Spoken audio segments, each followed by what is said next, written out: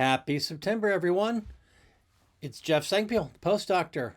And September means a couple things. The NFL starts. IBC 2025 is only moments away. Well, it stays away. So let's go over some of the cool new announcements that we're going to see at the show. We'll start at the back of the hall and the end of the post-production chain and the front of it as well at the same time and work our way to the middle. Trade shows will always work that way. Don't be concerned about it. So archive providers. It's interesting that Qualstar, the folks who are LTO, are right across the aisleway from Strata. Strata has pivoted to a cloudless camera to proxy editor workflow, along with shared proxies from laptops and now most recently Strata Mobile. So that covers the whole front end of the workflow, Windows, Mac, iOS. But it still leaves the original data to put on that Qualstar and giving you speed and safety through data protection starting from the camera. Both are ramping up to bigger and better enterprise class products and services, with neither being cloud dependent. So as we move back up the process, Blackmagic always cards to the vest. DaVinci Resolve is now out with version 20.1.1. They're expected to further improve their neural engine's AI integrations. Interesting thing, Adobe just announced Premiere Editorial for the iPhone. It's currently pre-order, is set to be free upon release. I've already gone through my phone. So that's a very interesting price point, free. Premiere Rush is going to be retired, but you probably weren't using that anyway. It's going to feature direct exports to YouTube Shorts, TikTok, or Instagram with the very cool auto resize functionality from the computer version involved. Firefly is included, but that's where there is pricing. You pay only for generative credits that you use and cloud storage. Another little tidbit from Adobe, Chiron, the CG folks, now has deep integration with After Effects and Illustrator. So broadcast graphics from your designers faster. Going down the editorial chain, sort of, Apple has no specific IBC announcements, but it's interesting to note that Softron is showing ProRes delivered over IP 2110. So that's bringing a new level of encoding down the SMPTE 2110 pipe. So they're talking about up to 6 times the amount of uncompressed 4K streams down a 100 gig fiber line. So it's more than just the old JPEG XS compression that's available coming down the line. I would suggest taking a visit and taking a look. So now we're already into the production peeps. Let's round out post and then work our way back. Trade shows are like that. Don't worry about it. So let's talk about Avid. They're both software and hardware. First of all, the grapevine is buzzing with a rumor that there's a big new product. Not anything mentioned as of today and is yet unknown, but I would wager that would be worth a booth visit. And on the known side, new enhancements to Composer, Pro Tools, Media Central in terms of AI integration and automation. They've also added on a lot more partners in the SDK space and using APIs. Openness is good for everyone. And when you see the add-on AI tools from third parties, it makes you think we actually have reached the platform that was talked about in Vegas so long ago. Third-party apps shown in the booth, certainly new and different. So on the hardware side, Nexus Pro is going to double in size, available in 80 terabyte blocks. So now we've moved into hardware mode, as Tony Stark once said. Facilis, they've got new Thunderbolt 5 adapters support with our friends from Atto. They also have denser storage and new nearline versions, along with the updates for Fast Cache and Verdix AI integration with Fast Tracker. I haven't heard what other storage folks are showing as new yet, so a few other tidbits of that are interesting in the tech side. New integrations from the transfer folks at Massive. Filmlight's Nara, Mystica in the color world, and Iconic on the asset management front. So if you care from some metadata enhancement to your file transfers, it looks like Massive has got some interesting stuff going on there. So speaking of Iconic, they're showing Iconic Review. It's based upon the CineSync Tech live review collaboration. It sounds kind of like somebody's Frame.io.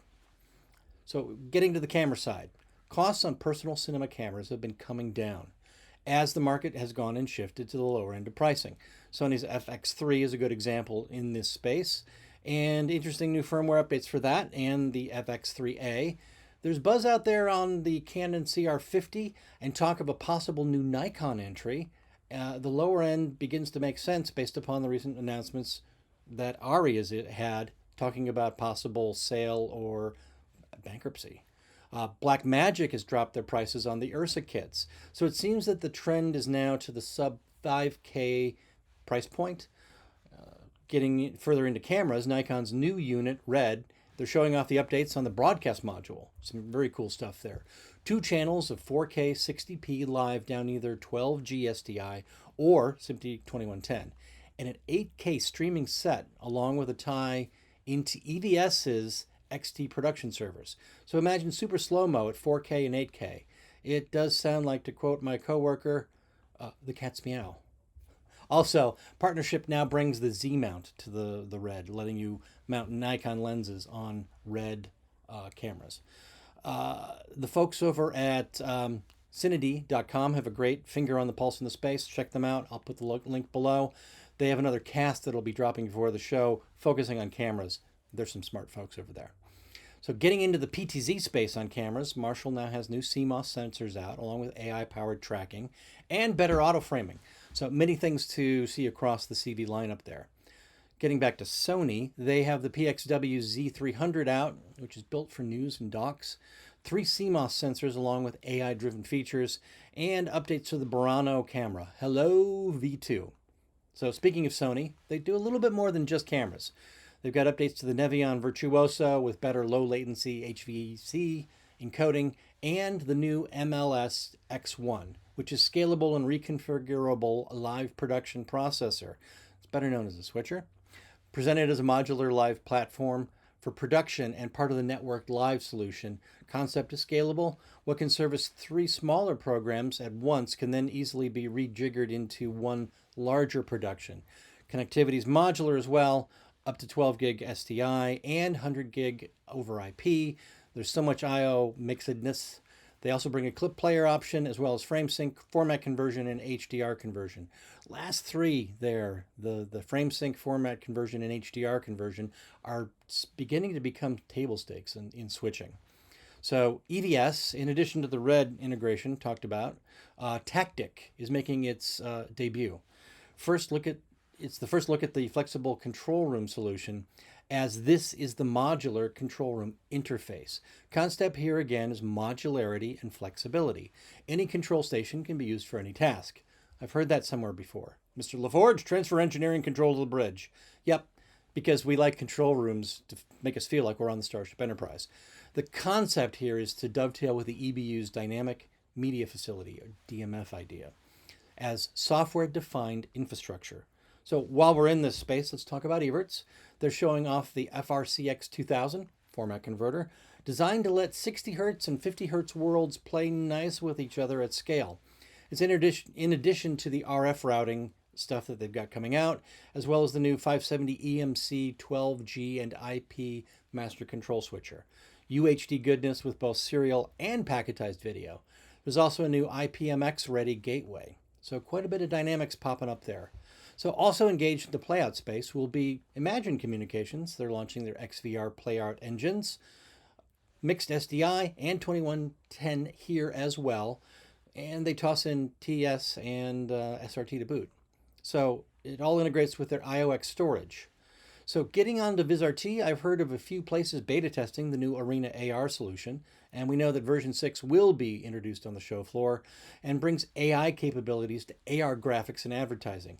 It makes sure the AR adverts that are behind the catcher stays on the right part of the wall or in front of the dugout where it should be, even after a whip pan for a hot foul ball goes flying off. Ross Video seems to have the most interesting story this year in this space. They just acquired Llama, the mixing solutions company. Ross has been making major pushes into cloud-based production, and as Jeff Moore, their EVP at Ross, says, his acquisition extends our audio capabilities both on-prem and in the cloud. So this solidifies the audio part of the Ross pipeline for live production, streamlining everything quite a bit. There's still going to be a Llama booth at the show, as well as Ross back in the mix again. They haven't been at IBC for a couple of years. And you can see the launch for Carbonite Hypermax for EMA, or EMEA. Programmable blades are going to be inside the Ultrix, making it extremely flexible, giving it a modular approach, hyper-converged. I'd say modular and hyper-converged are going to be the IBC watchwords. So other folks that are going to be around, the Hollywood Professional Organization, HPA, is going to have time slots to meet with their head of development and strategy. SMPTE is going to be presenting sessions and networking events that are free for all to attend. I'll put the link in the chat. Good if you're an industry vet or just starting out in the biz. And they also are scheduling meetings up to talk with folks. So the old adage of announce at NAB and deliver at IBC is more iterative these days. Products debut as they're getting out of beta, and the buzz and the introduction come at the same time. They prove their mettle, and then the whole thing of immersive and interactive convergence is going to be on full display in the show. This all does lead somewhere. Have fun in Amsterdam.